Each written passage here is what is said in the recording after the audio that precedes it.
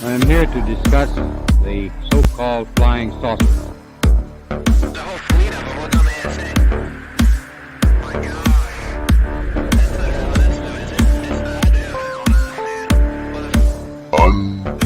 Unidentified. The acquisition of unwarranted influence, whether sought or unsought, by the military-industrial complex. Anomalous. We have spacecraft from another species. We do, yeah. How many? Quite a number. Since 1947, we have received and analyzed between 1 and 2,000 reports that have been made by credible observers of relatively incredible things. Podcast.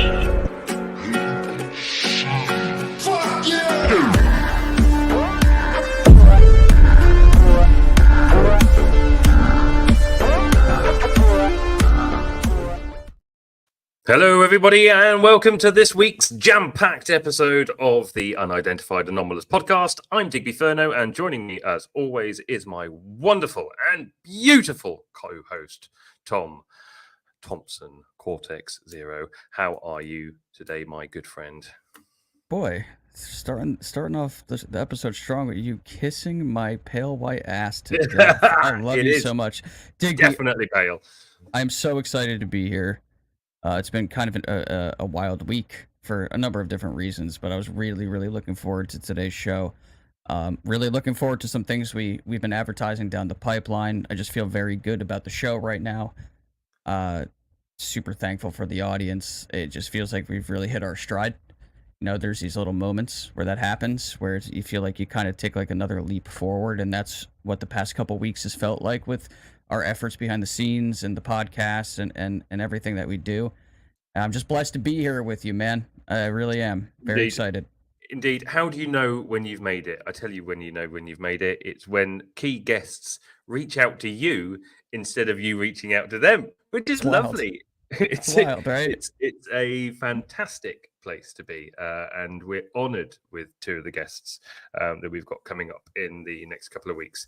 So for those of you who haven't seen our post yet on Twitter, or X, whatever you want to call it, Jesus Christ, we are sitting down with none other than Danny Sheehan on Tuesday.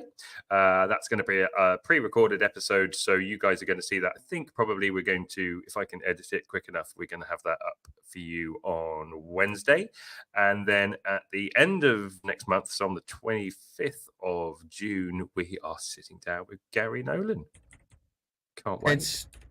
When I woke up to that message from you, for like I don't know, like 6-7 seconds, I thought I was dreaming. And then I sat up and was like, wait, what? You know, personally, man, just from our conversations, how much of a fan I am of both these guys, for various reasons, especially Gary, just because I like the way that he approaches science. He's grounded in science and data, but he's open-minded at the same time. He's like, to me, he's a scientist. I really appreciate his efforts in this conversation regarding the phenomenon, and he's just not afraid of any of the bickering that goes on online or any of the negative criticisms that may come his way. He just doesn't care. He's, you know what I mean, and it's so obvious. Well, his motto is block quickly and often. Yes, yeah. He just doesn't have time for it, just like we don't. And absolutely. I just love that about him, and he's just he's wicked intelligent. Both of them are. Sheehan is interesting for his involvement in things that have happened over here in the United States. Iran Contra is a really good example. So he's to do what he does. It requires an extraordinary brain. And it does. We have the opportunity to pick that brain. It couldn't be a better time as well, with everything that's going on at the moment, and the revelation of the threats to whistleblowers and the allegations that Lou Elizondo has made. This is perfect timing for somebody like Danny Sheehan to come on the show. And I wonder if that's part of the reason why he's reached out to us. And we'll have to wait till next week to see what he's got to say. But seriously, I cannot wait. I think these are two of the biggest interviews that we could get. We're getting them all in the space of the next 4 weeks. So it's absolutely fantastic. And we've also got a great show coming up next week as well. We can talk more about that later. But we're delving back into the world of regression hypnotherapy next week with a gentleman called Steve Burgess, who is a world-renowned regression hypnotherapist. In fact, he's one of the world's foremost regression hypnotherapists. He's done it for the last 30-odd years, I think. And I think he's had over 15,000 sessions. So if there's anybody that knows anything about regression therapy, it's going to be him. And one of the key things he's coming on to talk to us about is the fact that at least once a week through his regression sessions that he does with his clients, people have past lives that they go to that are on other worlds. That's really fascinating. And if I recall correctly, when you were kind of giving me a briefing on who he was initially, he's going to have some very interesting things to say about the abduction phenomenon as well, which Yes. I'm really looking forward to hear someone with his expertise I can't say wait. those types of things. I'm really looking forward to it. And big shout out to my wife, Katie, as well, who has her own hypnotherapy practice. If you want to look that up, you can look up Katie Furno Hypnotherapy. She does it all online. But Steve Burgess has trained my wife. So this is how I've got in contact with Steve, because she's been doing his course. So anybody that's interested in regression, please reach out to my wife, who's here in the comments. And yes. And mine is not, trained your because way, they yes. don't currently exist. Yeah, well, maybe also, in another, multiverse. If you are interested in dating Tom Thompson, please send all DMs to @cortex_0. I'll tell you, what's really funny about we that? will find your wife, damn it. I was sort of seeing someone recently, and it just wasn't lining up the way that it was supposed to, and I had to kind of squash that a few days ago, which is always really difficult. But I'll be really blunt. I need to find someone that is either very passionate about the things that I do as well, or they're at least respectful of the fact that I'm involved with so much of this that I'm as busy as I am. I can't go out every night and do things, and that's just the nature of what's happening. But right now I am so committed and focused on what we're doing that I've been telling myself, if you build it, they will come. Focus on this right now. Focus on yourself, Literally. your work, your content, and someone will come into your life. But this is where I need to be right now. I don't have. So in a weird way, I don't have time for like a relationship right now, because I don't think it is the right time. Bear that in mind before you send him a DM. So anyway, let's go from one woman. You can still. Well, you could. That's what I was gonna say. It's got to be right. It's got to be perfect. It just has to be. I've become very picky, unfortunately. But let's go from one woman in your life to the other woman in your life, shall we, Tom? I need to find someone that I'm literally so crazy about that I can't get them out of my head. That's what I'm talking about your mum, Tom. Oh, we're gonna go to that. The other woman in your life. And because my aunt apparently watches the show, I think she's going to be really interested in hearing this segment. I'm really personally very, very excited to talk about this. My mom is my rock, and I'm close with both my parents, but my mom has been with me through a lot of really difficult situations, and she never abandoned me. She never turned her back on me. When she found out years ago that I was having some very serious issues with addiction, she didn't kick me out or do anything like that. She stood by me and helped me get the help that I needed and gave me support, and that's I credit her with a lot of the reason as to why I am still here. So when things like this happen and they come from that type of person in your life, they have a very different impact. Okay. I came home from work the other day. I walk into the kitchen. My dad was cooking up some onions and peppers we're going to have cheesesteak and whatnot. So they like to do the fried vegetables on that. And she was out on the deck because we have like a nice seating area out there, a little gazebo type thing going, flowers, lights, little fountain. Yeah, it's just, yeah, it's a nice calm little area. And there's a fan up there too, so you can kind of cool yourself off. It's nice. So I stepped out there just, hey mom, I'm home, blah, blah, blah. I got to hop right on the computer, blah, blah, blah, blah. And it's funny because you've known someone your whole life, right? And you think that, you're in your 30s like I am. You feel like you've seen all of their expressions. You know what I mean? You've seen their full range of emotions. There's not much left up to the imagination. But she turns around and had this look on her face that is very hard to describe. But it was like a weird combination of terrifying and exciting. And she was like, I need to tell you something. And there's a lot of things going through my head at that point. But something in my gut told me, hey, I got nothing to worry about, right? Because when you hear that phrase just by itself, it's like it's like, what is she going to tell me, that she has cancer? You know what I mean? Something, awful. But I could tell that that's not what was going on. And she says, I saw something. And she starts to go on. And I'm like, hold on, Mom. Hold on. I'm like, because this is happening in real time. I was like, can I film you talking about this? And she says, okay, fine. Because she just, she didn't want to be on camera. But she let me. So I'm going to play the clip. Because this, like I said, this happened in real time. And this is my mom describing what happened the other day. This is my mom, Vicky. Hi, Mom. Hi. Cutting cardboard. You can stop that, and I can totally do that for you, by the way. No, it's okay. I'm a good son. Exercise. So, what happened? All right, well, I came out early this morning onto the deck. Right. And something caught my eye right up there. Okay. It's actually, it's like right... Like in the opening of the trees there? Yeah. And then, it was like, it wasn't they were not planes, there were two of them. And they were like, kind of like this, a little rounded rectangular kind of. What color? They were metal. Some sort of metal, because I saw the sun bouncing off of Yeah. it. Did you hear anything? Or? No, there was no sound at all. How fast were they going? Not fast. Not fast? No. Interesting. And they were like this. They were like one here, perfect, going like this. Really? And then all of a sudden they started going like that. Like they...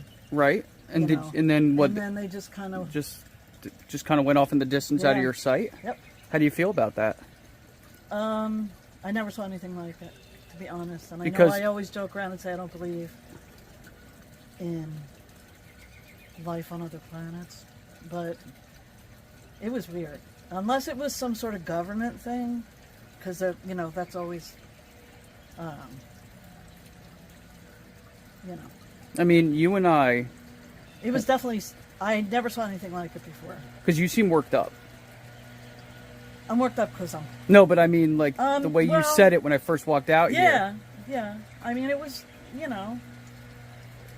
was, I don't know. It was just really weird. It was very weird. It left me feeling very weird. Because, full transparency, you know what I do, obviously. And you're very supportive of that, but you've had, I have my doubts. You have your doubts and your skeptical side. I don't know. That was something weird. I can see it on your face. I never saw anything like it. All right, you could stop filming me now. All right. Well, I appreciate you letting me take the little clip. My mom. So, now, obviously a few days have gone by. So she's had time to process this now, okay? So, the other night I was here, right where I'm sitting, and she walked into my room. And we were just chit-chatting because, we talk all the time about everything. And I said to her, I'm like, Mom, now that you've had a couple days to, like, digest what you saw, you had commented and said, well, you never know. It could have been some sort of government thing, military thing, something top secret. I was like, but what does your gut tell you? And she looked me right in my eye and said, it wasn't government or military. She's like, I don't know how I know that, but that's the feeling that I get. Now, the morphology that she described very interestingly was like a rounded rectangle pill shape. And for those of us in the UFO community, we're very familiar with the Tic Tac morphology at this point. She had no prior knowledge of the Nimitz case. She had never heard of it because she doesn't look into these things like I do, obviously. And throughout the course of my whole life, she's always been skeptical, but I think it's mostly out of like subconscious fear of the unknown. She just didn't know how to reconcile that with her worldview, I suppose. Like, you know, she was raised Catholic, went to Catholic school. I was raised Catholic, whatnot. We don't go to church anymore, but my mom still has her own personal connection with her higher power. She's, you know, in moments that are tough for her, she'll still, you know, maybe pray in privacy and whatnot. Mm-hmm. And you know, she like won't say, you know, you would never hear her like say anything like insulting about like Jesus Christ or anything like that. You know what I mean? Because that's like embedded in her. Yeah. But as it stands right now, she has definitely gone through ontological shock, because I was watching it in real time, and I was in the kitchen with her the other day. I was like, "Are you experiencing ontological shock?" And I already knew she was gonna have no idea what the hell I was talking about. And she goes, "What does that mean?" And I'm like, I described it to her, and she goes, "Yeah." She's like, "Yeah, that is what I'm experiencing." But she's not frightened. I'm like, "Well, how do you feel now?" And she said, "I'm in awe. I'm just in awe." So, you know, I mean, my mom is in her 60s. And I mean, she had an experience when she was younger that's very odd, too. And she has brought that up because that was the one thing that did make her wonder. She was, I think, like a freshman in high school, maybe middle school. And she was living in South River, New Jersey. And her and a friend were walking. They did a lot of walking back in the day because a lot of stuff was within reach of her house. And they were on the edge of the woods, and something fell out of the sky and crashed. So the first thing they're thinking is like, oh my God, a plane crash, you know? Now, it hits the ground, whatever it is. They heard it, like, they sort of saw it, but it was hard to, whatever it was on fire, you know, that type of thing. But it wasn't a meteor. That was very clear. She's made that very clear that it was not a meteor. They walk back into the woods, and she's like, the weirdest thing is that the military was already there, and they told us to get out of there. And she said whatever it was smoking, it was smoldering, it was on fire, and but she says what was strange is that it wasn't big. So that happened to her as a kid. And that always made her wonder, like, what the hell was that? And why were they already back there? And then all these years later, this happens. So, I've been sort of, you know, even though I'm already an experiencer, I've been like living vicariously through her experience. It's like, I'm very jealous of the fact that she got to see that.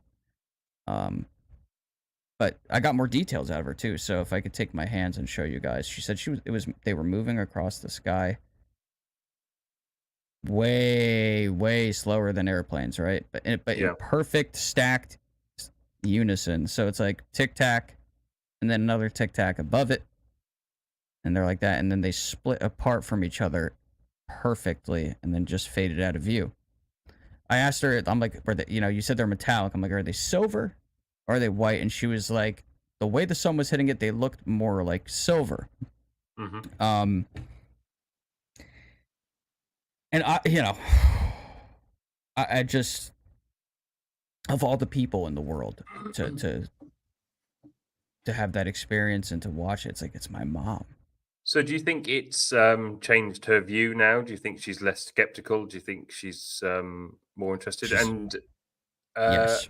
You know, she's a Christian, she's a Catholic. Do you think that it's shaped her foundations of Christianity or Catholicism? No. I think because what I said, I think the reason it didn't is actually because of something I said.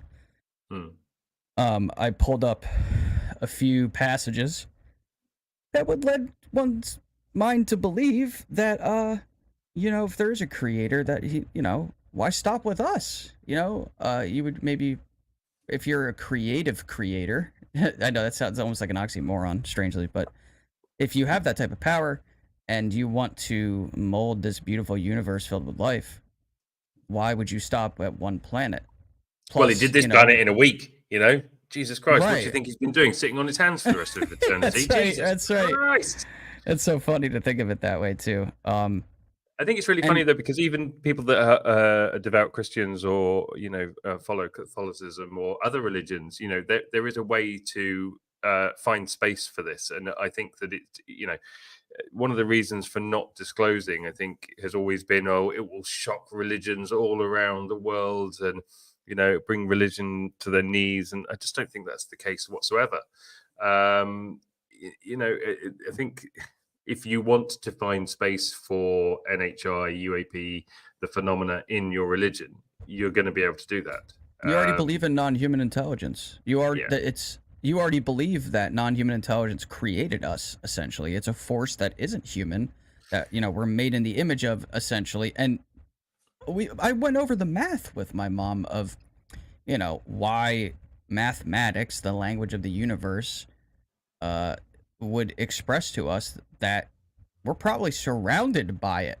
Now, there's a lot of different factors that can come into play here, distances and such, and what types of technology they could be using if we're able to, pick them up. Digby, you and I were talking before the show about specifically radio signals, and that, it's very, very likely that if they're that advanced, within the extraterrestrial model at least, they're not sending out TV broadcasts, right? Like, they're past that. And really quick too, Dutch in the chat here, that comment really resonates with me, that she kept looking at the same spot during the interview. Well, that has continued in the days following this. You go out we were out on the deck this morning, and I walked out and she was standing at the railing looking dead in that direction.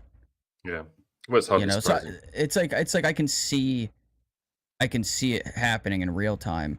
Now she's not she's not going out and getting books and listening to podcasts. You know what I mean? She's just doing her work and stuff. But every day since this has happened, we've had at least a couple conversations about it every day. That has been very interesting. And now I had told her about my sighting as a kid with the triangle. But this was the first time the other day where she sat down and was like, tell me what happened, like in scrupulous detail. And I could see it on her face. She believed me, and she's like, she gets it now, right? Like, it's, I like this. Oh my God, I was just about to go to this. Alexander, you absolutely read my mind. If she saw something anomalous and given people like Matt Ford, who have seen things once they have shown interest in the subject, do you think they might have been there because of you? Yeah, I think that's very possible. This gets talked about a lot. You want to call it a hitchhiker effect, or like, it's kind of like a gift that keeps on giving, almost, right? I've heard a lot of stories like this. Some stories that aren't really even talked about publicly for some reason. Not that they're secret, but like they just don't come up. There's a lot of people who have signed up, say, for like the Skinwalker Ranch membership, where you get to like go on the website and watch their cams and all that. Yeah. And those people started having experiences. Matt Ford and I, in our first DMs with each other, he had told me like he got into this topic, and then all of a sudden he and his wife started seeing orbs outside of their house. Like, so this is a very common pattern, and I had made a post about this, and I said that this story isn't new. Essentially, trust me on that. Somebody commented, and they were like, "Oh no, it's a trust me, bro statement." These fucking believers, and I fired back at them a little bit. That's F-bomb like, number one there, Tom. I'm just holding a tally. We've got 4 left. Cross that one. Okay, we got 4 left. Gotcha. But I gotta say, man, after all these years of being an experiencer and being so heavily involved in researching the topic and such, it still has a way to surprise me in ways that I didn't see coming. Yep. I think that's the nature of the beast. Right. From your mum to Karl Nell, I think. Yeah, let's do that.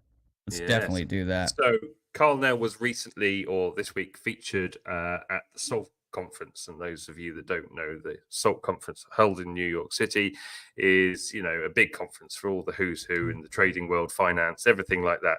It's got nothing to do with unidentified aerial phenomena, non-human intelligence, or anything like that. So to have Karl Nell go up and speak, let's remember as well, originally it was supposed to be David Grush, but they switched out for various reasons and had Karl Nell on. And do you know what? I'm really glad that they did, because the way that this man spoke at the conference, it was only 23 minutes long.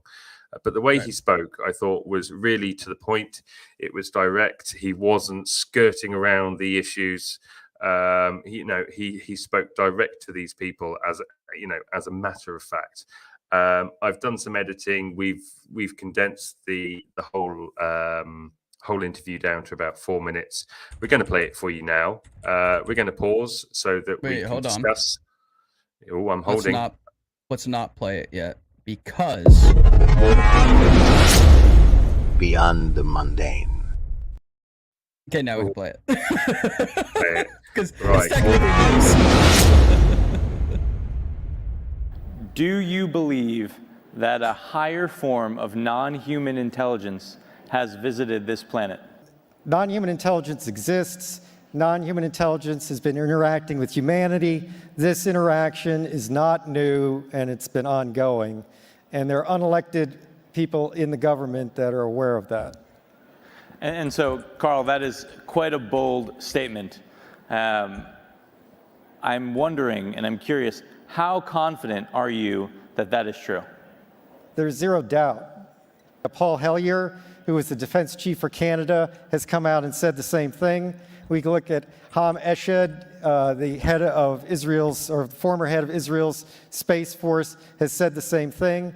Chris Mellon, Deputy Assistant Secretary for Intel, SAPCO, has essentially said the same thing. Lou Elizondo has said the same thing. David Grush has said the same thing. David Grush cleared for presidentially level materials. So there's...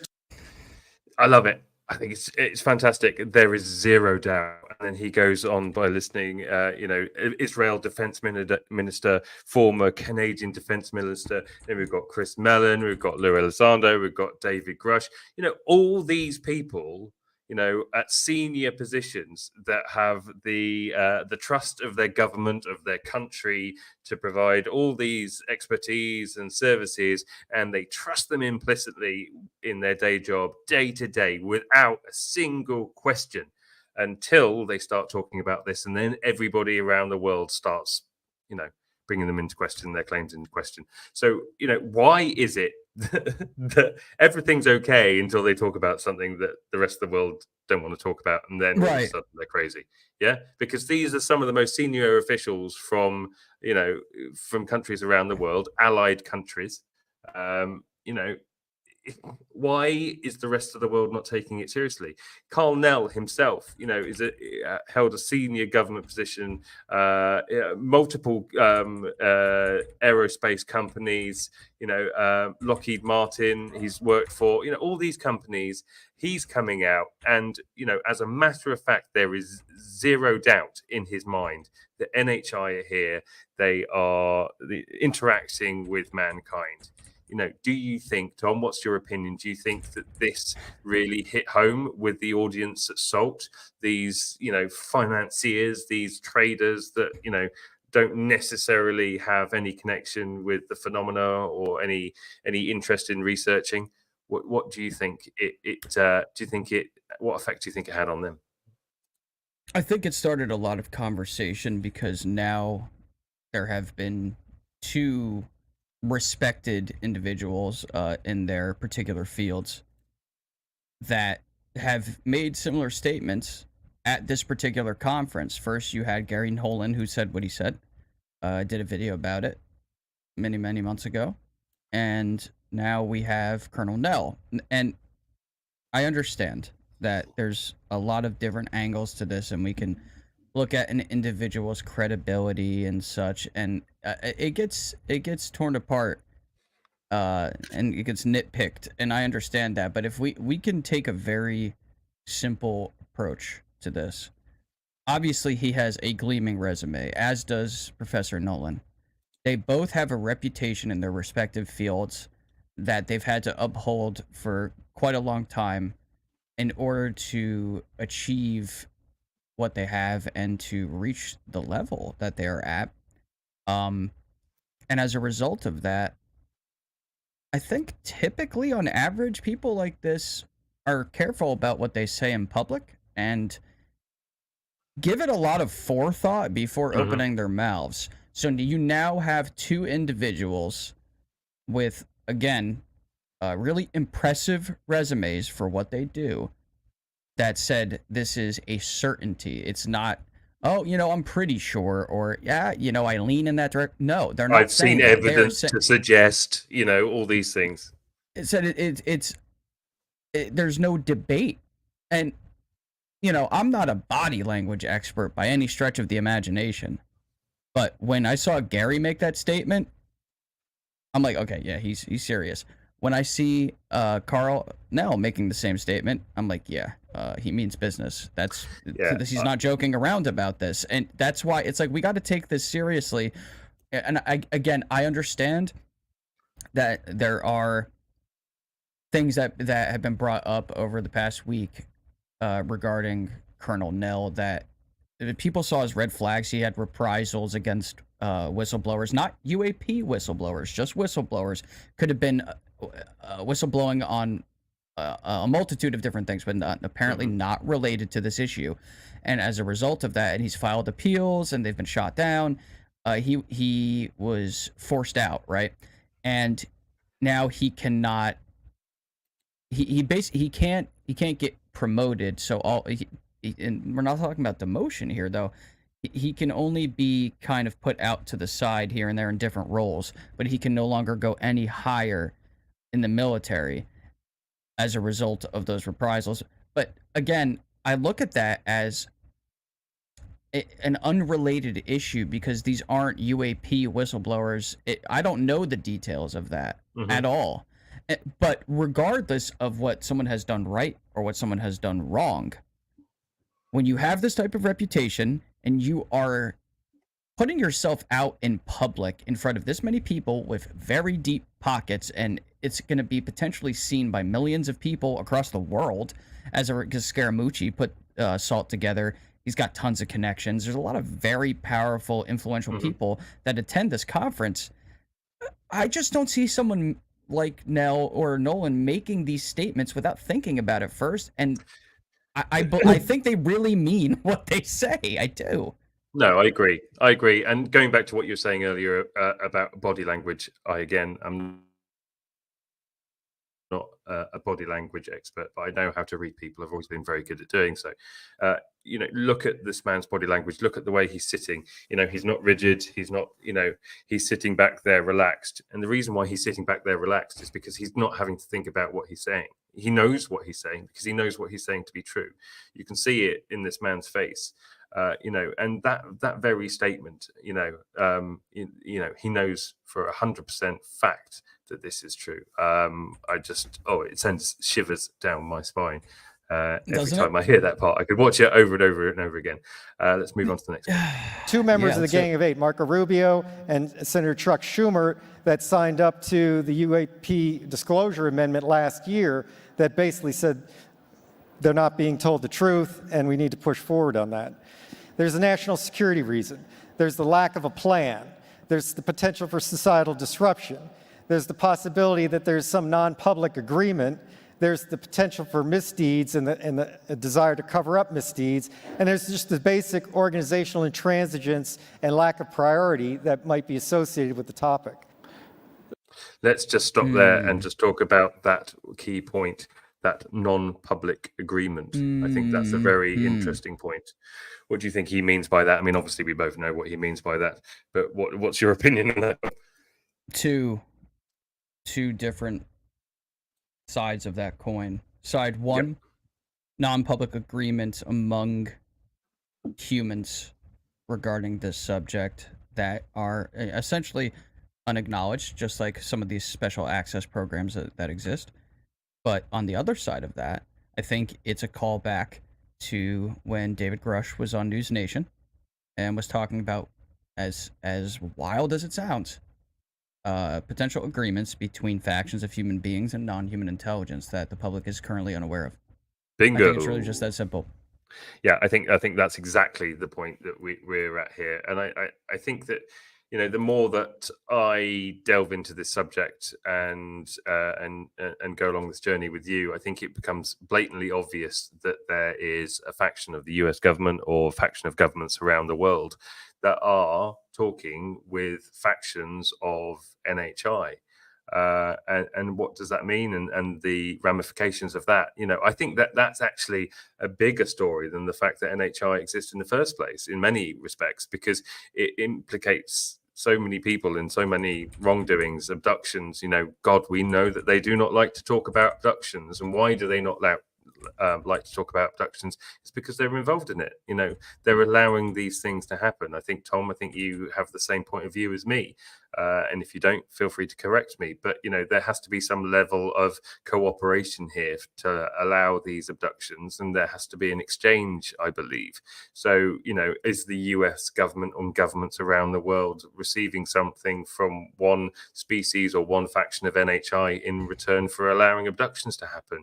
And why is it that none of these people that come out and talk about all these weird and wonderful things that they're talking about, like Karl Nell, David Grush, and everybody, nobody touches on the abductions subject. No. Yet it's the one that affects the people the most, because it's the people that are being abducted. You know, you've got that side of it, you've got the MyLab side of it. There is a deep rabbit hole here, and this is one of the main reasons why I personally believe that disclosure hasn't happened as of yet. And it's because there's a lot of people that are going to be in an awful lot of trouble when this side of our interaction with NHI come out and is made public. They are scratching around behind the surface trying to cover their tracks. But I want to ask you something, Digby. Yeah, go for it. So let's just say that is true, that there are agreements between NHI and secret factions, whoever they are. Now, that being said, I can't help but wonder, and it's a very simple question.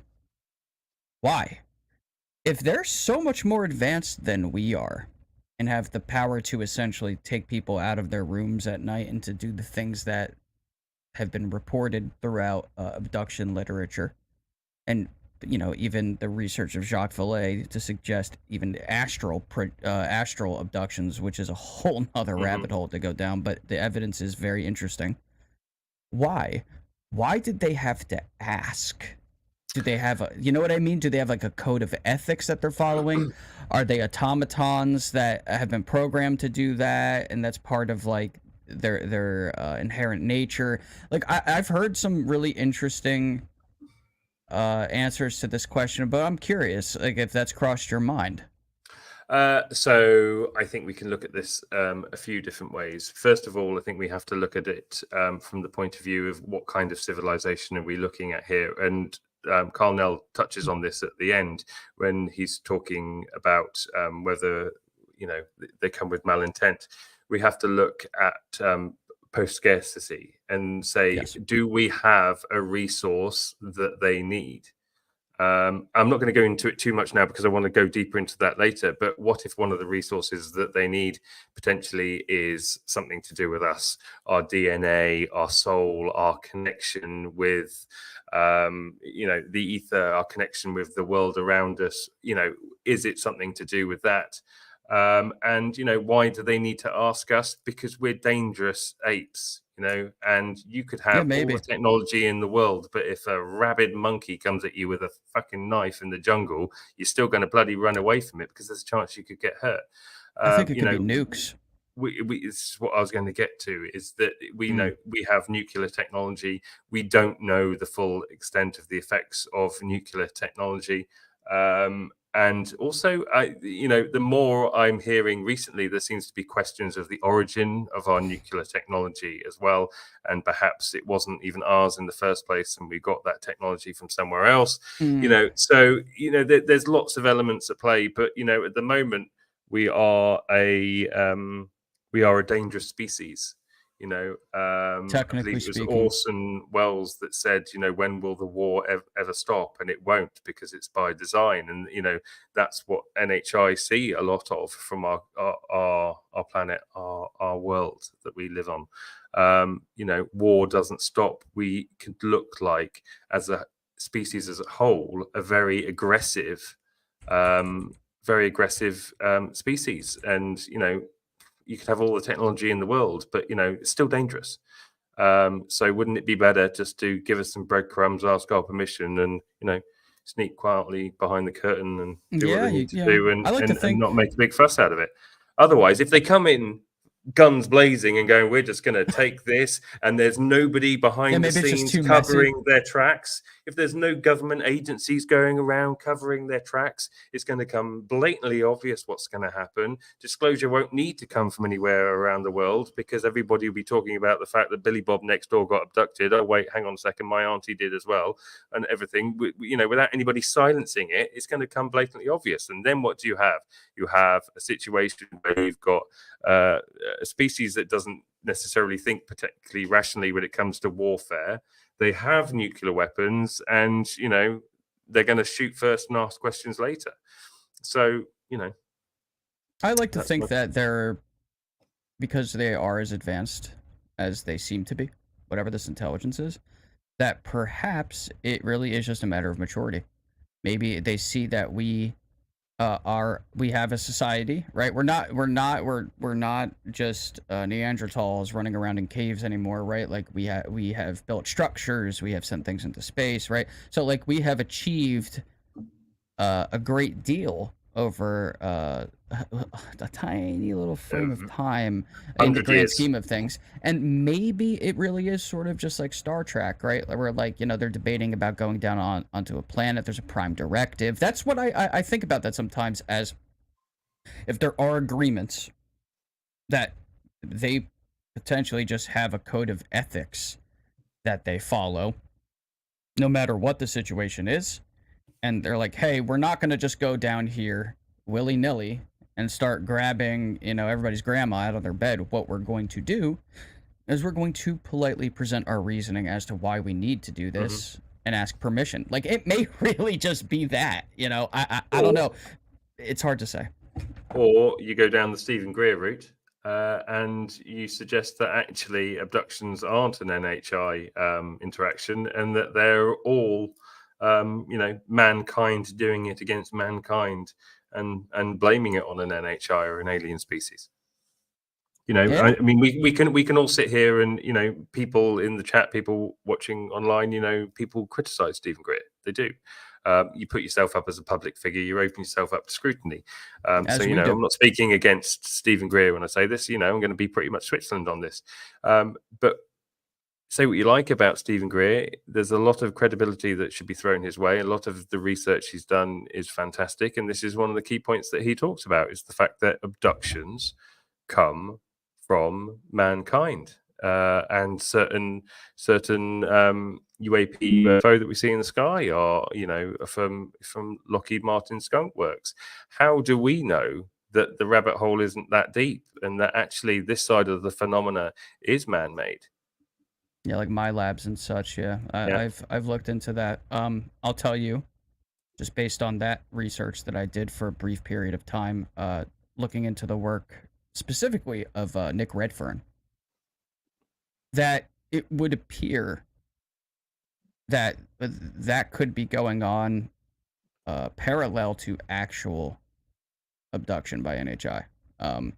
For a multitude of different reasons. Obviously we can go down that road at a different time. But regardless, the profound effect that it has on the people that are experiencing it, whether it is being done by highly, highly covert black operations that are run by humans or not, the trauma is real, regardless, right? Because if we found out for an absolute certain fact that it was NHI, that's a very specific discussion that would then ensue. If we found out that it was the military or the government or, you know, a tandem of those two, or you know, maybe private aerospace companies, you know, all of your typical standard usual suspects, right, that get brought into this equation. If we found that out, I mean, then that would be the wildest lawsuit you have ever seen in your life, you know. So yeah. At the end of the day, I'll be really honest. I feel that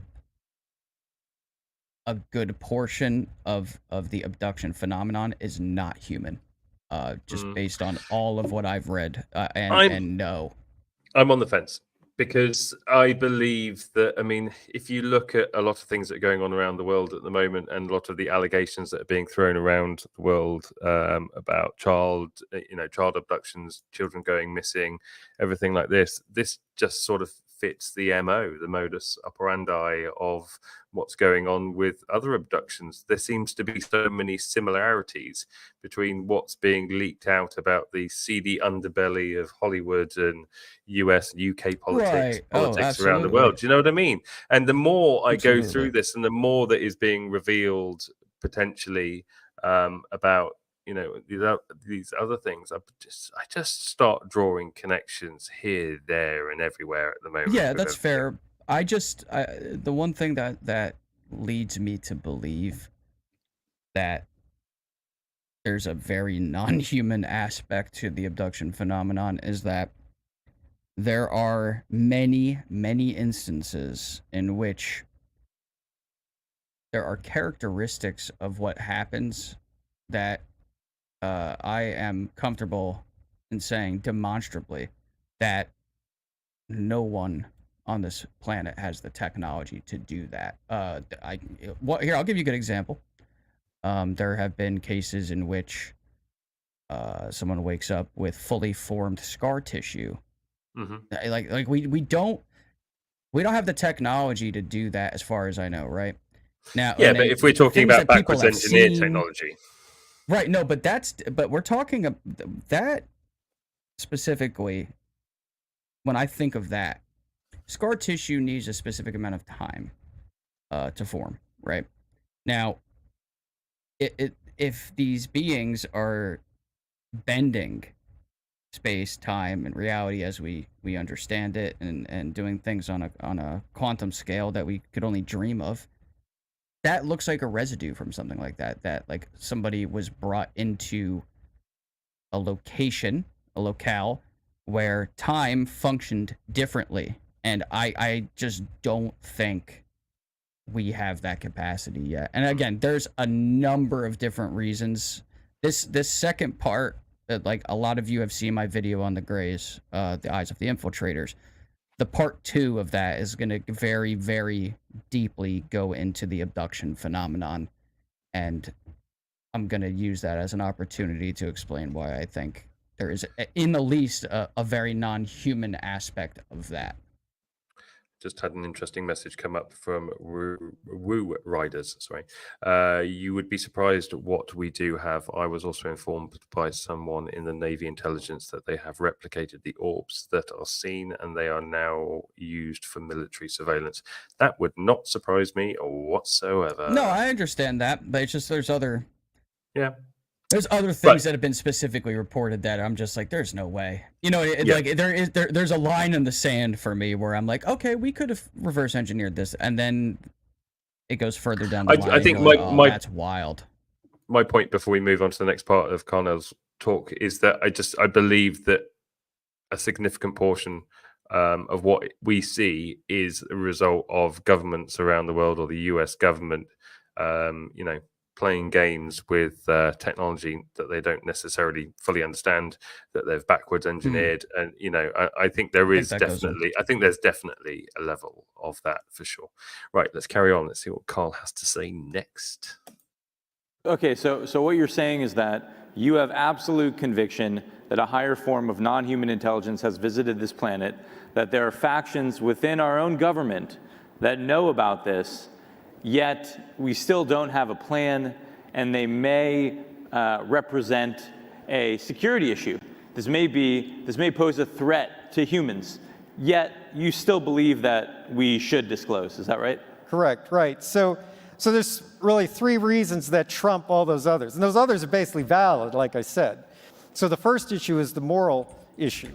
The second issue is being in a reactive mode is never preferable to being in a proactive mode.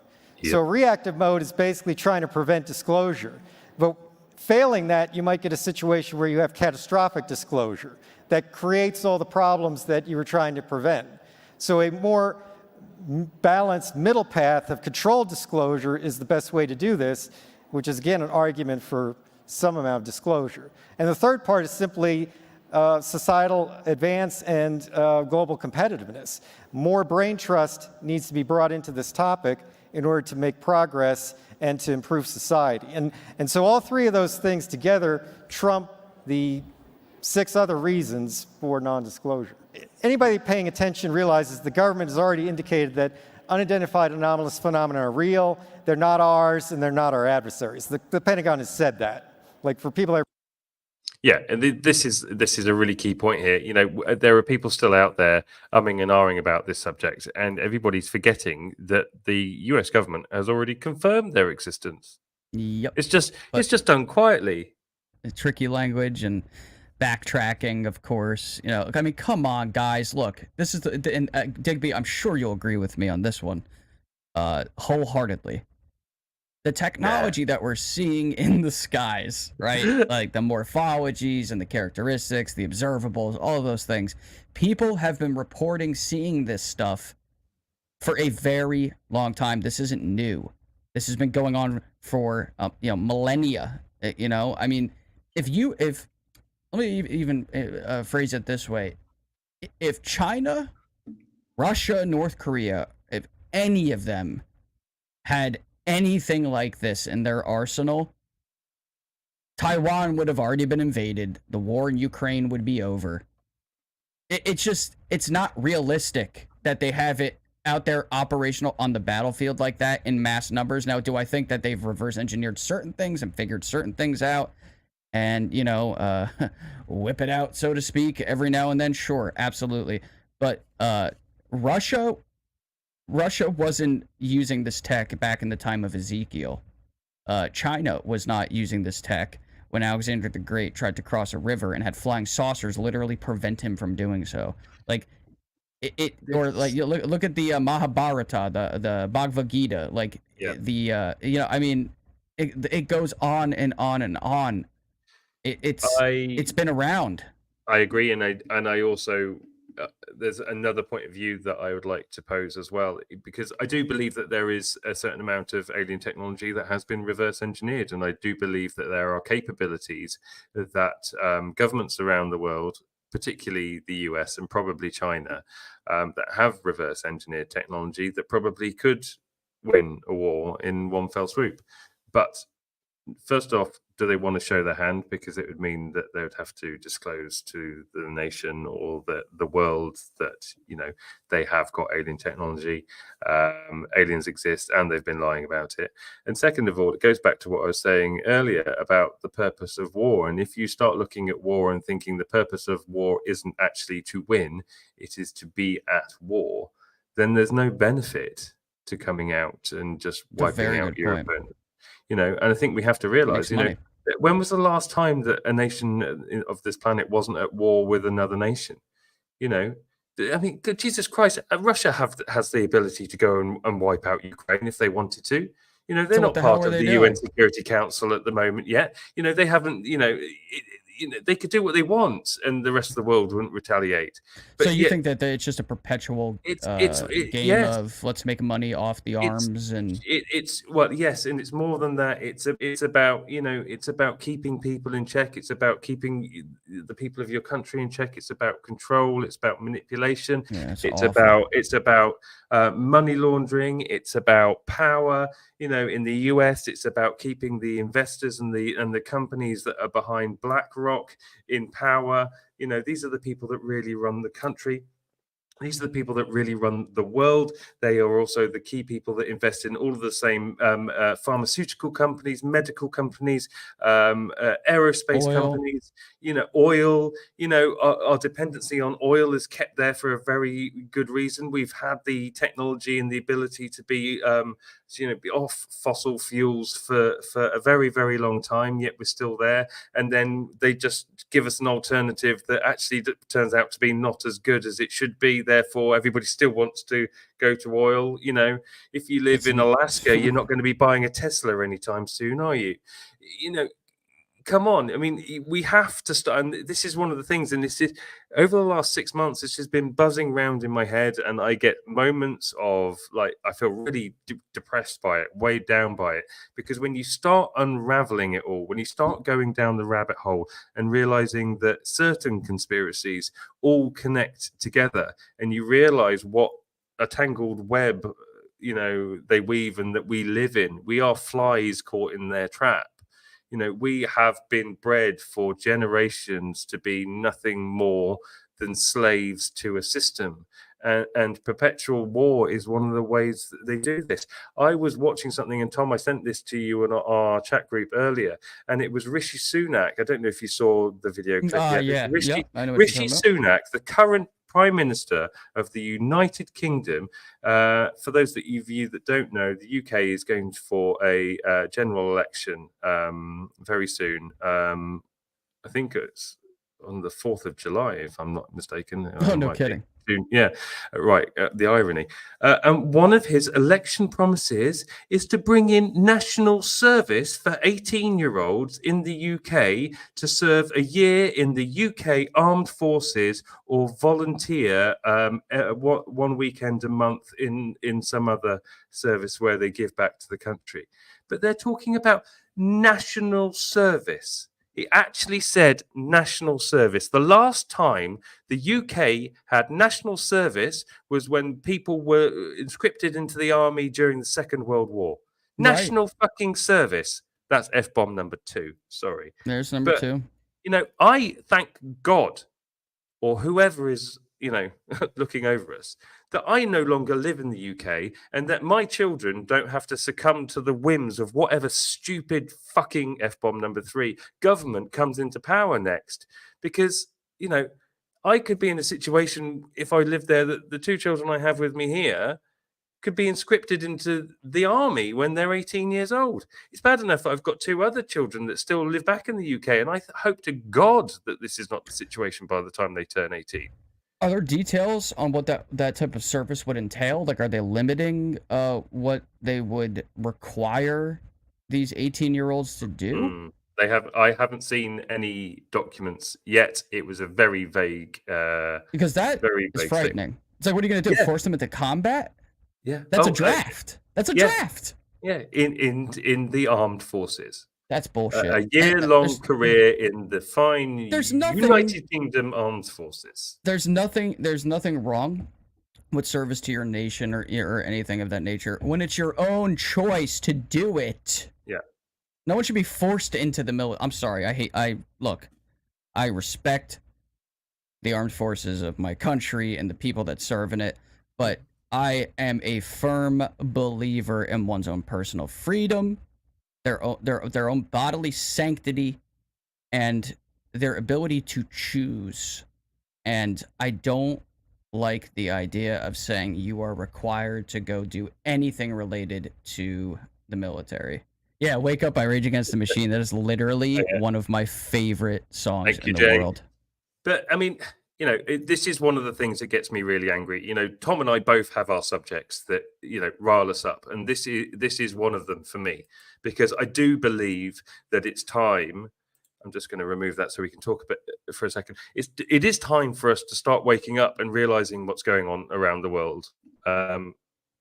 Because all this stuff is happening in our name and we have no say in it whatsoever. More and more, every single day, we just seem to be sheep that are herded around by those in power. And I'm sick to death of it. Yeah, many of us are. I mean, I look at how much I have to spend at the store and the things that I'm required to do. Like, look, I get there's a lot of people that have it worse than me. And there's a lot of people that have it worse than Digby, right? but I'm still living in my own body, and I don't. That's what I experience, and that's what I have to do. I am tired of spending significant hours and energy each week doing a bunch of shit that is just, it's not fulfilling, right? Like I get it. The system is set up a certain way, and I have to go work and I have to pay my bills. It's like, well, I gotta be honest. I hate it. I hate the rat race. I hate it. That's why I'm here with Digby. That's why I have a YouTube channel. That's why I do everything that I do, because I want to gain control over my destiny. It's not about being rich or driving a fucking Bentley. There's number 4. It's damn it, we've only got one left. Use it wisely. We use it wisely. That's right. It's about control over my own life. It's about freedom. It's not about being rich. It's not, it's not about that. It's like, I'm tired of clocking in and having to answer to corporate overlords that don't give a damn about me, right? Like they don't pay me enough to do what I do at all. I don't talk in detail with you guys on this show about some of the crap that I have to put up with every week. You'd get a headache hearing about it, especially if you put yourself into my shoes. And it's very difficult to balance all of that with doing all of the other things that I actually care about. And why is it set up that way? Because we're slaves. We are. You are in debt to the government in the United States the second you are born. That's a fact. Yep. That's what your birth certificate does for you. I hope you enjoy it. Right, back to Karl Nell. Paying attention, like that show already dropped. But do you think that the phenomena, this non-human form of intelligence, represents a threat to humanity? So I think it's naive to expect complete altruism until and unless you get to a state of post-scarcity, where you essentially have no physical needs that we're kind of encumbered with in this universe. And so in some sense, it's the economics of the future that are going to determine whether there's cooperation, competition, or some kind of symbiosis, and inform the intention. But to assume either malintent or complete altruism, I think, is somewhat naive.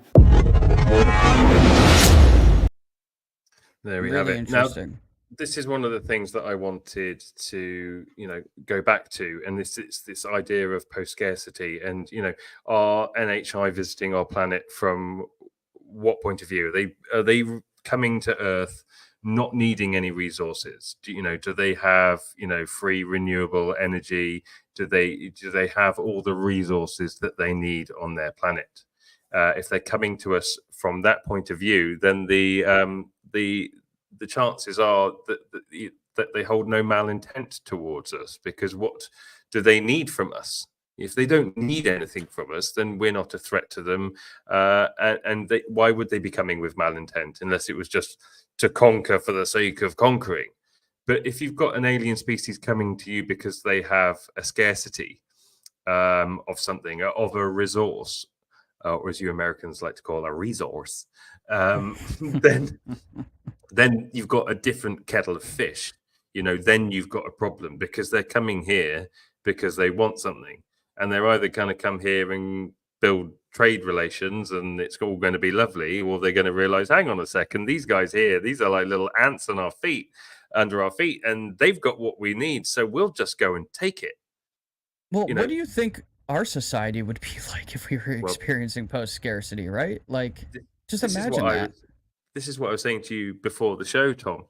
Yeah. I wonder if there is agreements in place to prevent humanity from exploring beyond our own solar system until we've reached a point as a civilization that we are completely self-sustaining and that we don't need for resources. Because if we as a human race had the ability to traverse beyond our solar system into the stars, can you honestly tell me, if we came across a planet and it had loads of lovely fossil fuels and rare minerals and everything like that, where we desperately needed to, help mankind and, to save our ozone layer or whatever, do you not think that we, the type of people that we are at the moment, if we had the ability to take it from a less advanced civilization than ourselves, do you think we would pass up that opportunity? No, we I Not don't we think as we people. would. But no, And but I'm not talking as a we as as a people, whole, but as as a whole, as we governments currently around the stand, world. Yeah. as we currently stand, yes. I'll So bring if this we, in. sorry, let me just say this one point and then you go. So if, I'm just putting this because I think this is a really key point. If everybody out there is watching and thinking, you know, these scary aliens, they're coming here with malintent, just remember, if we had the ability to traverse the stars currently, we would be those scary aliens with malintent to less advanced civilizations than ourselves. So when the hell, I didn't use the F word, I'm saving it for later, are we going to wake up and realize that we are actually everything that we're scared of and that we need to better ourselves? We need to do better because we are everything that we're scared of if we were another civilization on the other side of the universe. I'm thinking about this pretty deeply right now. There's actually a quote from Star Trek that I think will really drill this home from Captain Jean-Luc Picard. He's my favorite. Acquisition, yeah, he's the best captain. The acquisition of wealth is no longer the driving force in our lives. We work to better ourselves and the rest of humanity. Obviously, that pertains to what is happening in Star Trek. But like, think about that for a second, right? What our lives would look like, and what our species would be doing as a whole, if that's what we were living in. There's a really interesting. There's an image that I found with it's a random post from X, and it says, why in the age of supercomputers and smart robotics do we need to work 40 to 60 hours a week just so we don't starve and freeze to death? Surely we've reached the point where any scarcity left is intentionally created by those hoarding all the wealth. How is this not the standard view? Like, I think about that sometimes. As it's like, I see the commercials on television, a penny a day will feed a child in this country. And like, listen, those efforts are good, right? Like, there are people out there that set up those types of resources to help other people on the planet in need. And that's a good thing. However, we're not getting to the root of the problem. Like, well, why do they have that need to begin with? Why is it that I can drive down the road right now and feed myself into a carb coma, whereas someone else is drinking dirty water and eating, garbage out of a trash can? There has to be a root to that problem. I really believe that the way the Earth is and our technology now, that if there was no such thing as greed, that everybody would have what they needed. You know what I mean? Like, and I think, and not all billionaires are bad, but billionaires exist because of this, right? Like, the ultra rich, they exist as a result of scarcity, essentially, because they're hoarding. Mm-hmm. But they like, the math behind all of it is disgusting. 1% owns 95% of the world's wealth. Like, what? Yeah, it's insane. It is That's insane. the problem. For them to have much, everybody else has to have little. And we've never been in an age where there's been so many billionaires. And we've also never seen a period in time where the divide between rich and poor has been, the difference has been so great. We are witnessing the death of the middle class at the moment, and it's all by design. And I've lived in that my whole life. Yeah, and all the while, all your billionaires are building the little bunkers in the foot of mountains and everything like this. And it's just like, well, what's coming. And also, let's not forget. And I'm going off on a bit of a tangent here again, but we are going to wrap it up because we want to keep the show a bit tighter today. But all this, if you watch the Space News guy on X and his YouTube channel, you'll know that these coronal mass ejections that we're having from the sun are ramping up. We are in a period of high electromagnetic energy that's coming from our sun, a period of time where we are waiting for a polar shift. The magnetosphere is weakening. We are having solar storms like we had the other week, and everybody's looking up at the sky going, oh, look at the northern lights, they're so beautiful here in Costa Rica. Oh, hang on a second, what the fuck are we? Oh, there's the other one, no more F's. Why the hell can we see these here, in this position, it's close to the equator? It's insanity.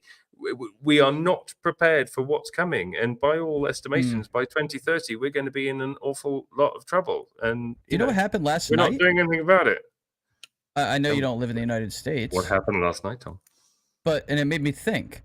So I'm a bit of a weather geek. I find weather just like really fascinating. But last night, while I was doing the editing work that I'm doing with Darcy, I on my other screen had a gentleman on YouTube who he's like a live weather tracker, and he has like a very detailed radar that has like a lot of different features on it. Like you can look at like the correlation coefficient. For any of you that's never heard that, what that actually means is that it's radar that can basically detect debris in the atmosphere. So there was a tornado situation last night out in the Midwest, and I'm specifically referencing Oklahoma and Texas, and it was very frightening because it's later in the day. It's getting dark out. The sun helps in the process of creating what would eventually lead to being a supercell thunderstorm, and then you have your tornadoes. But it can happen at night, even after the sun has set. So it's even harder to see, and then it gets wrapped in rain, so you don't even see the damn thing coming. And I was thinking about it, and I was watching a compilation of clips from this year that were showing just different tornadoes. And I was just noticing how many more of them featured suction vortices and horizontal vortices, which basically is like if you're looking at a tornado, you have your base cone coming down out of the sky, essentially, just painting the picture, and the tornado spinning.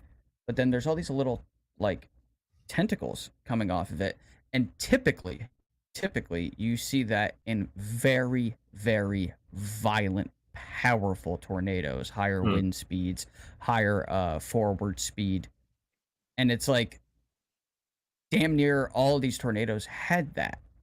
And I'm like, well, that's ramping up.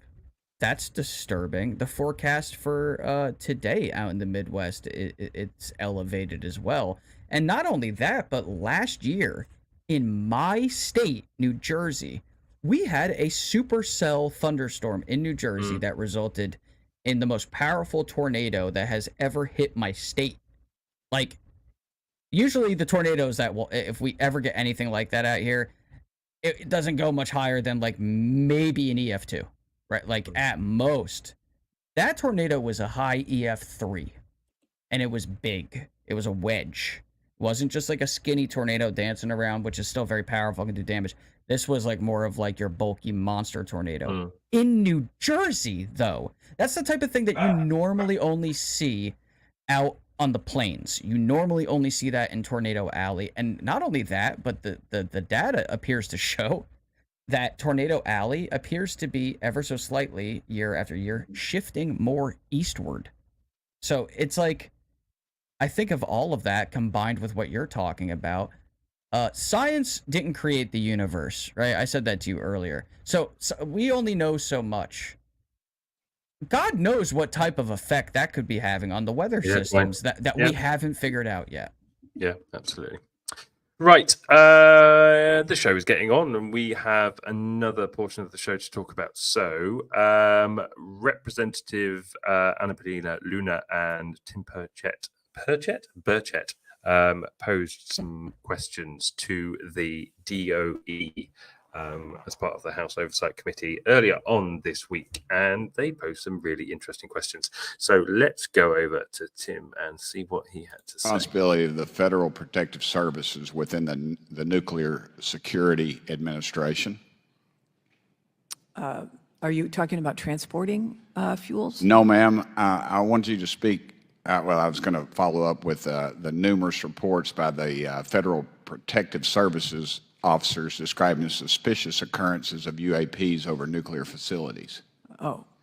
Oh. Let me just say, the Defense Department has said there is no evidence of UFOs, et cetera, or aliens in the United States. However, at those sites, there may be drones that may be nefarious. And so we are definitely looking at that and making sure that our national security sites are protected. We have a whole program related to countering drones that may be coming from Well, this isn't about drones, and this is prior to drones even. What protocols does the Department of Energy have for reporting and responding to any UAP sightings near nuclear infrastructure? And people joke about this, but I get a lot of questions about this concerning this and about this hearing today from my constituents, so I would appreciate you answering that if there are any protocols. Well, certainly there are protocols whenever we see anything unusual around our nuclear sites or our national security sites writ large. I love that. Yeah, I bet there are. Like, it's like, talk yeah, about drones. it or we demote you. Right. Yeah, That's drones. There wasn't drones back in, Drones. 1950s. What I'm talking about, predates drones. Right. So Russia had the technology to send over drones in the Cold War that looked like anomalous objects without propellers or means of propulsion that had the ability to put our missile systems into a no-go state. They had that. So what was that? Now, listen, Digby, you and I both know, and everybody watching both knows, like we're in a different time now, right? Modern. Surely there could be incursions from actual adversarial drone technology that can happen. However, we are looking at this whole picture here, as I believe Representative Burchett was, in saying that there have been cases that predate drone technology where anomalous objects have made appearances over nuclear facilities and in turn demonstrated capabilities that even today would be remarkable. And she doesn't seem to have much to say about that. No, she doesn't. Now, I have to apologise to Representative Luna because I always thought she was a bit of a softie before and she wasn't really on the ball. But based on the questions that she asked next, she is a fiery force to be reckoned with.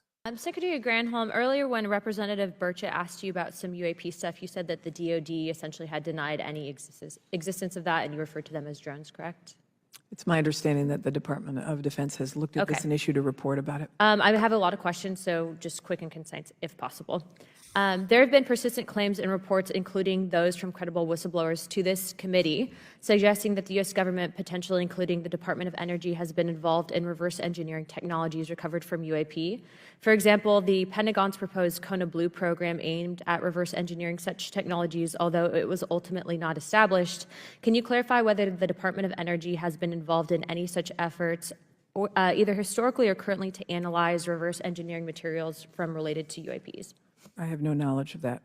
Okay, there are several reports indicated frequent drone incursions over DOE nuclear facilities, including an incident on April 1st, 2021 at Lawrence Livermore National Laboratory, also known as LLNL. Can you detail the DOE's current security measures to prevent unauthorized drone activities or UAPs, and what steps are being taken to enhance these measures of frequencies of incidences? Yeah, we have a whole counter drone effort to make sure that all of our national security sites and our labs are protected from incursions from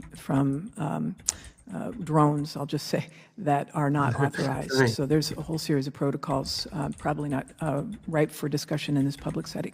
Correct. Yeah, they can't talk about space lasers in Congress. I don't expect this woman here to understand or have any knowledge of this. I don't expect her to be privy to that, right? So she's privy to something, though. You can tell. Yeah, yeah. Anyway, it's like, you know, I don't think she's not the right person to be putting up in front of Burchett and Luna, though, technically, to be answering those types of questions. But I don't know who is, though. That's the problem. Well, exactly.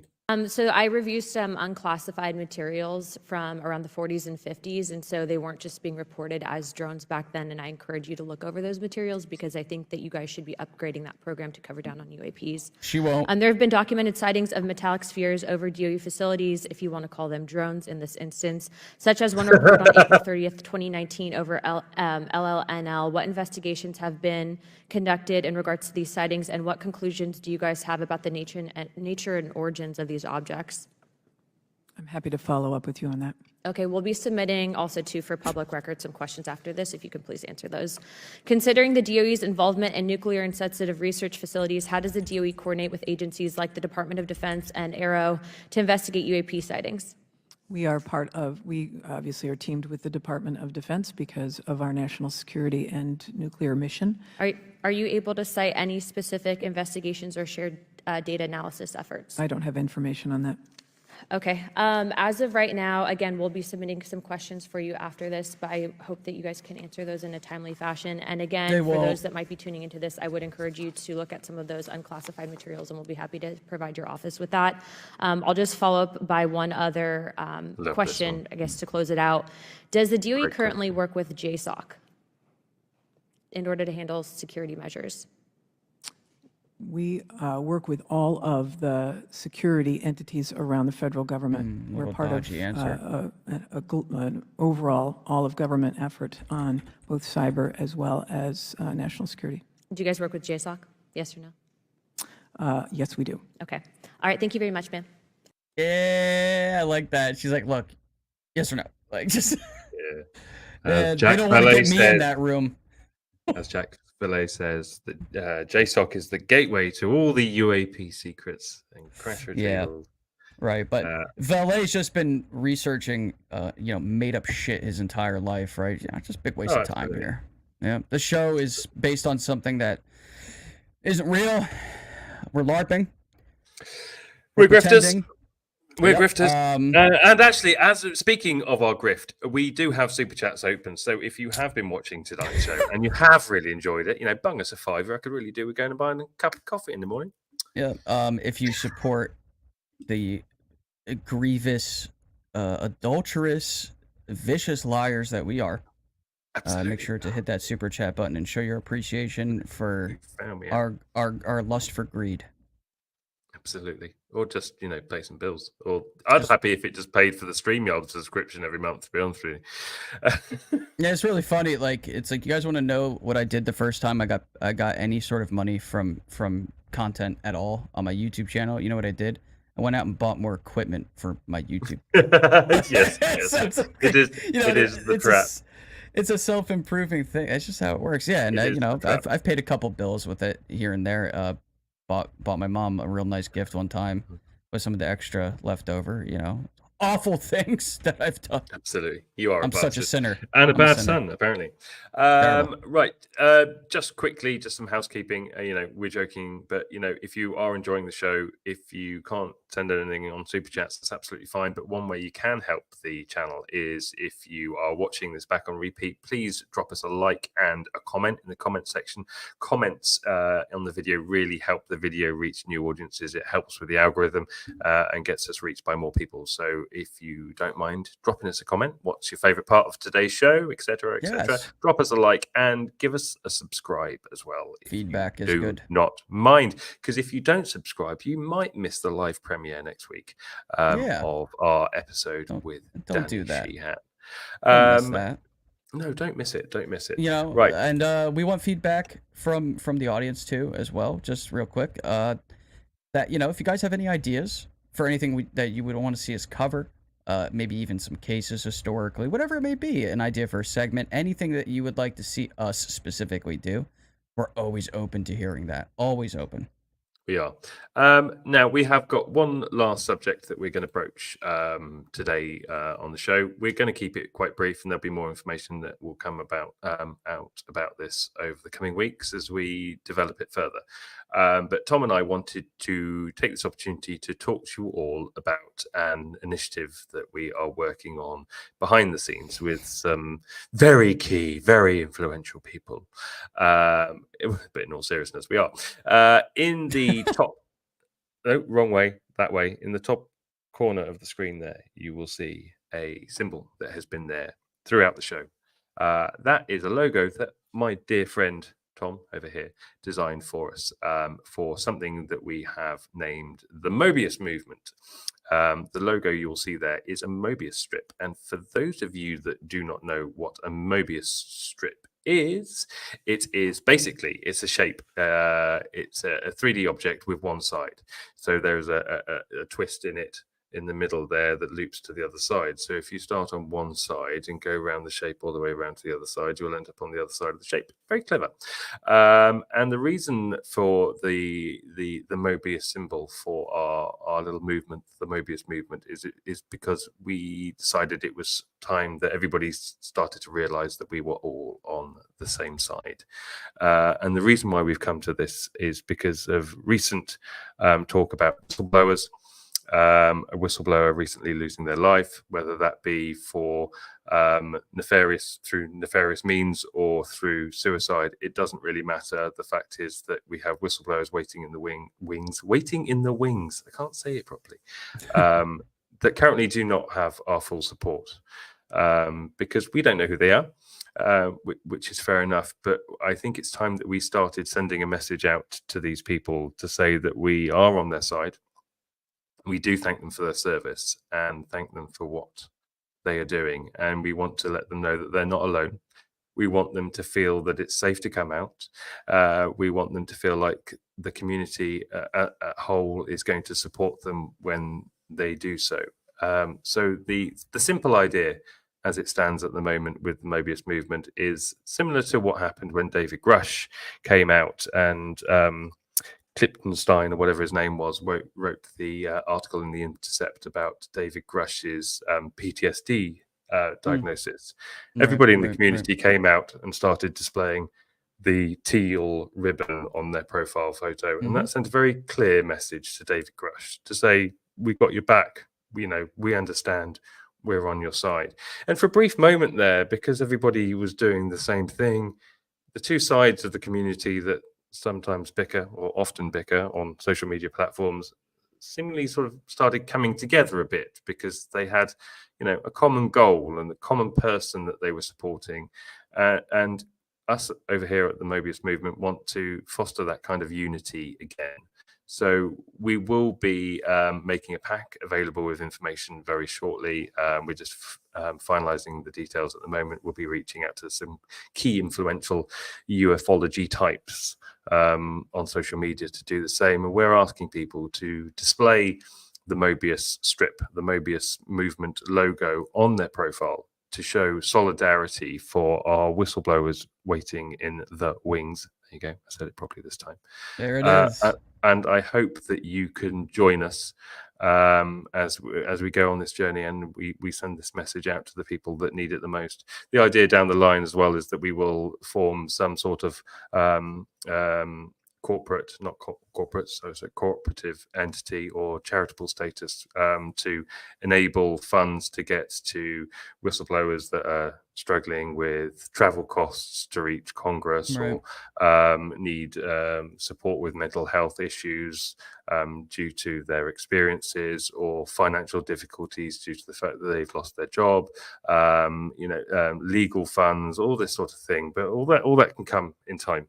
It's not the area that we're going to be focusing on right now. But right now, we need to send a message to people like Lou Elizondo, David Grush, Jason Sands, all those whistleblowers that we don't yet know the name of, to say that they're not alone. We do support them. We understand that it's a very difficult thing for you to do. It must take a massive toll on your mental health, your family, your relationships with friends, right, past colleagues. We take it incredibly seriously, and we just want to, first of all, start sending a message out to these people that we're here and that we're on their side. Well, it's another challenge, right? But if the gatekeepers, so to speak, are going to challenge the whistleblowers head on, then we're going to challenge them right back, the gatekeepers. I took a lot of time over the last week after you wrote your article, Digby, and then I wrote my follow-up, to really like think about like what my life would actually be like, you know, if I was put into that position. Like just the potential consequences, you know, the isolation from potential, you know, maybe friends and family, just all of it, the financial difficulties. I feel like that doesn't get brought up enough. That, you know, when people think of whistleblowers, that if they only ponder it for a brief moment because they read a post or anything of that nature, a lot of what comes across their mind is, you know, the difficulties of public opinion and scrutiny, which that is a factor, and it is very difficult to navigate that path as well. But there's a multitude of other extremely hazardous, dangerous, and very isolating factors that are involved in all of this that don't get taken into consideration enough. And that's part of what we're trying to do here, is that being that we know that there are other individuals that are waiting in the wings, like you said, we want to sort of clear the air for them to come out. You know, obviously, we can only do so much, right? I can't stand guard in front of anybody's house 24/7, and you know, like that's a job for somebody else. But public support, I feel, translates to more safety. That's why people, you know, sometimes come out and you know, maybe not necessarily even related to UAP, but any whistleblower, they're like, oh, I'm going to go to the media because I need to get out into the public eye so that if anything happens to me, they'll know what it was, who it was, and that's a preventative measure, right? So if we can create a landscape where things are even just a little bit safer, they will start to feel more comfortable with that, and we could possibly make some real progress with this. And this is a good way to show your support to do that. We did it for Grush. The community did an excellent job with that, especially in lieu of the, in my opinion, disgusting article that was written about Grush, which should have never happened. So we can all find common ground here, you know, just from a moral perspective. Honestly, we have all differing opinions as far as the origins of the phenomenon in this case and that individual. That's fine, but I think most of us can at least agree that if there are individuals that have a story to tell, that are doing this for the good of mankind, essentially, and just want to feel protected, I think we can all stand together around those individuals. I can honestly say this is one of those things where I really do believe that it can bring the best out of the community, even amongst the individuals that may, you know, argue with one another or tend to disagree on a lot. This is something that we can all come together on. I really believe that, and I think we can do it. Yep, absolutely, and certainly whistleblower protections and everything like that is going to be heavily featured in our conversation with Danny Sheehan on Tuesday. Absolutely. We've already written the questions for him, so you guys can see that interview. Hopefully, I think probably pull my finger out Wednesday evening. We will do it as a live premiere. I will be in the chat. Tom will be there too if he can, but he has work commitments. I will find and a way.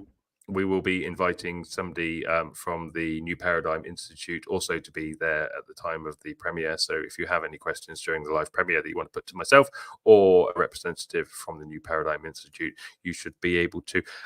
Jesus Christ, Fringe! Holy shit! You absolute legend! My God. Thank you, you didn't have to do so that, much. That is one of the most generous super chats ever. You absolute legend, Fringe. Thank you so much. We love you dearly. You've just paid for next month's StreamYard subscription for us. Yeah, you really did. Actually, you really did. You literally did. Literally. That was really generous. My God, you didn't have to do that. But thank you. Yeah, we will make sure to ask your question, of course. Yes, absolutely, we will. So that was very sweet. It is. I'm shocked. I'm taken aback. Sorry.